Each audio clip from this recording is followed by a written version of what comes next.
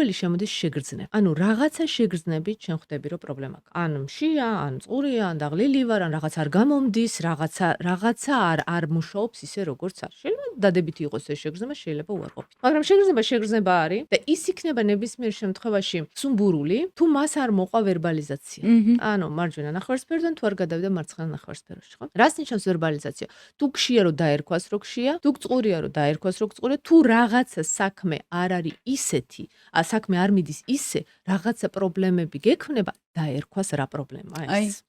რასაც მოყვება მოქმედება, შესაბამისად რეაგირებ უკვე, თუ გშია დაერქვა რო გშია, მიდიხარ ჯამ, პრობლემა მაქვს, რა პრობლემა მაქვს ვაგვარებ და მოდის დაკმაყოფილება. მაგალითად, რომელიღაცა ჩემი შეგრძნება არის რეპრესირებული. არა მაქვს უფლება რომ ამას ვგრძნობდე. დედაჩემმა მითხრა რომ რამ დაგღალა. მოდი იმუშავე, ხო? არა მაქვს ამის უფლება. დავიღალე, ვერ ვარქმევ იმას, რაც არის. იმიტომ რომ ამიგრძალეს. იმიტომ რომ აკრძალული მაქვს, შეზღუდვა მაქვს მათ. და მაგრამ რაღაც დისკომფორტი მაქვს, რაღაც მინდა, რა მინდა, მგონი მშია.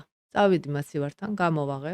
შევჭამე, ვერ მივიღე დაკმაყოფილება, რა თქმა უნდა, ქმედება არასწორი იყო, დაკმაყოფილება ვერ მივიღე. რახან დაკმაყოფილება ვერ მივიღე, ვამბობ, რომ ეტყობა არ მეყო. წავედი და კიდევ ჭამე. და ისევ დავატრიალე ამ ყველაფერზე. აი, ჭარბი კვების ოვერითინგის ერთ-ერთი მექანიზმი აგიხსენით ახლა.